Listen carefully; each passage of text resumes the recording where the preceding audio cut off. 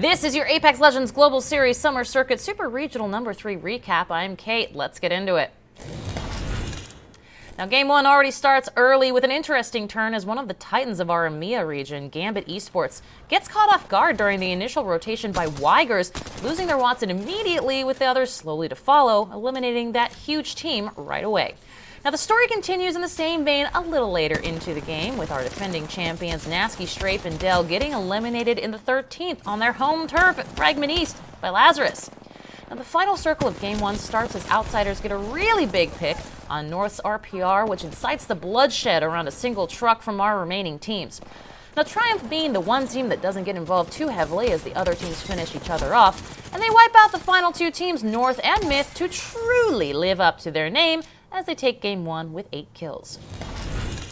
Game 2 continues to be rough for our defending champions Nasky, Strafe, and Dell as they take a building early in Geyser, thinking the circle will end there. But planning for the end game doesn't matter as Major Pushers end their run in a stinky fashion with Caustic, giving them one heck of a, wait for it, major push.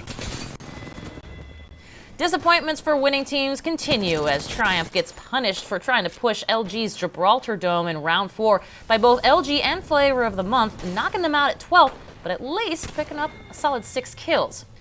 However, as the circle closes towards the northeast corner of Geyser, we see North again, the final 3 squads, as they take the northeast corner of Geyser, predicting the end zone properly and holding off the hordes of teams trying to get in safely on that last zone, winning a clean 3v3 against Alliance for a first place finish with a mild 4 kills. Now, even though they had a great Game 1, Triumph continued to struggle in Game 3 as they run into AHG that cleanly picks off teammates one by one, dying later to place them at 15th. Now, in a similar fashion, our point leader North also find themselves in quite the pits and dome, with Mandy doing everything he can to keep in the running, but it's not enough as they fall 12th with only 1 kill. But in the final zone, we have Hardeki of Gambit as the last one alive, who also got majorly pushed by, of course, the Major Pushers themselves, creating another gassy mess. Now, as he comes out of his Wraith phase, he'll finish the last of Major Pushers off, just trying to get whatever kill point participation he can as he secures second for his team, while third Impact Black cleans up easily for the 6th kill first place finish. Now we move on to Kings Canyon in Game 4 for the final 3 games of the tournament. We saw a lot of our current top 10 contenders go down early. We're talking Major Pushers at 19th, Triumph at 16th, third Impact Black at 15th, and Gambit at 11th. However, we still see North entrenched in the final zone, just trying to shoot at anything that moves, where they meet Alliance as the final squad yet again. The game ends in a very similar fashion, with North taking their second game of the tournament with 6 kills and only 1 game placing outside of top 3. Game 5 seems to have most of our top dogs shape up and make it toward the end circle for this relay ending. We find Gambit in a really solid spot as the zone seems to be ending right on their little house. All they have to do is stay alive as teams like Triumph, Myth, and North go down all around their building while they pick up massive kill points. The circle ends up closing just outside and underneath the building. Gambit rolls in, reminding everyone whose house it is to take home a big 14 kill win, bumping them up to third in the standings with 49 points. Now, heading into the final match of the tournament, we have North with the 60 points in a comfortable first place, but we also have a very interesting outcome on this one, as North actually goes down in 12th place with 0 kills, which will leave them on the edge, wondering if anyone, absolutely anyone, can overtake their lead as they sit on the sidelines and watch this one play out. Now, one of those teams playing catch-up is Gambit Esports, as they try to take down Nasky, Strafe, and Dell's team battling upstream to get their own spot into the zone.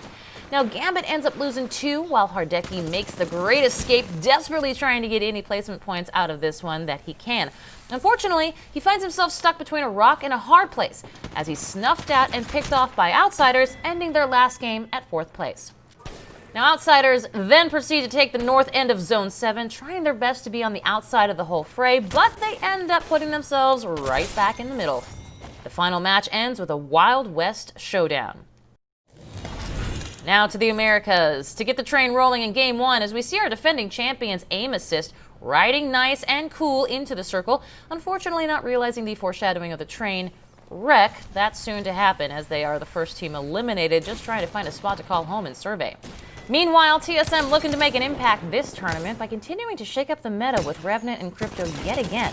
And they certainly shake up game number 1 with a monstrous 16 kills, but only second place finish thanks to the Train actually eliminating HRN at third by not giving them any free room to stand in the circle.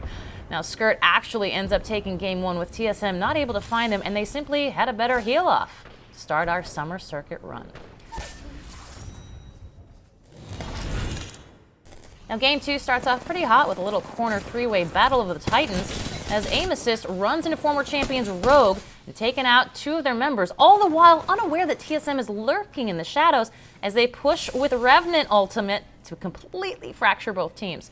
Rogue off to a rough start here in tournament number 2, exiting game 2 at 19th and unable to get their feet on the ground.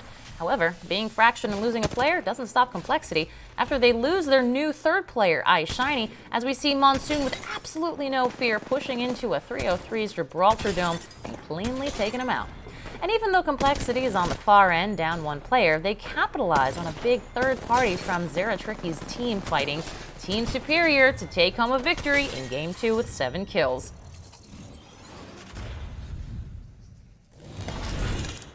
Now, round 3 starts off pretty spicy, as this time all 3 of Complexity engage into a fight against Cruelty Team in Refinery, where it all comes down to a 1v1 with Reptar and Dubon, and it absolutely ends in a nail-biter as Reptar gives him part of his Raven's Bite to clutch it up for Complexity on 1 HP early on.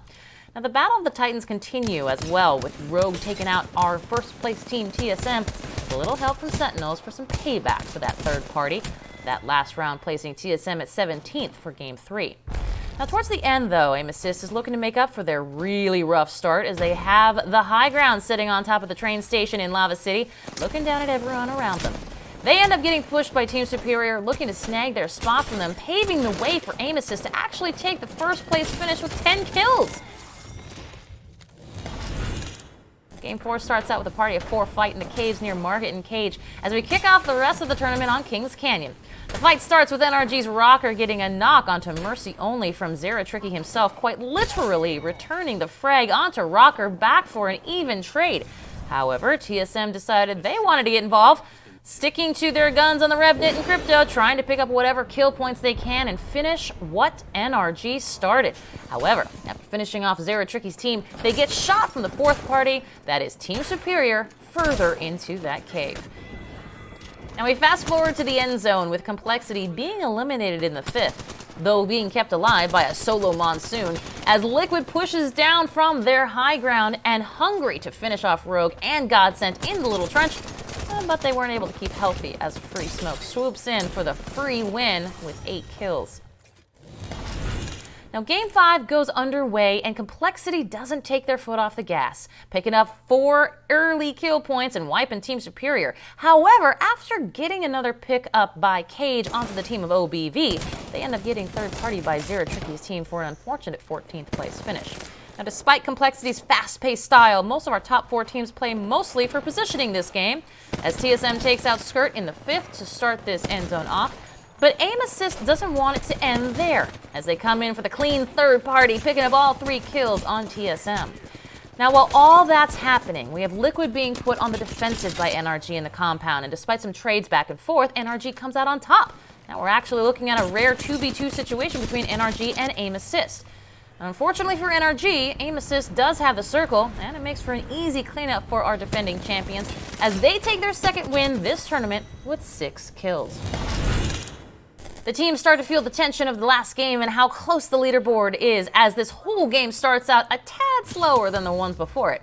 Now, most of our late game features all of the teams in contention for the victory, and it all starts off with Team Liquid actually taking our first place Aim Assist, leaving an endgame ahead with themselves, TSM, Complexity, and Skirt as the big names to watch. And what better way to start it than TSM versus Liquid, as Reps gets Krabered by Flanker to start the engagement shorthanded for TSM.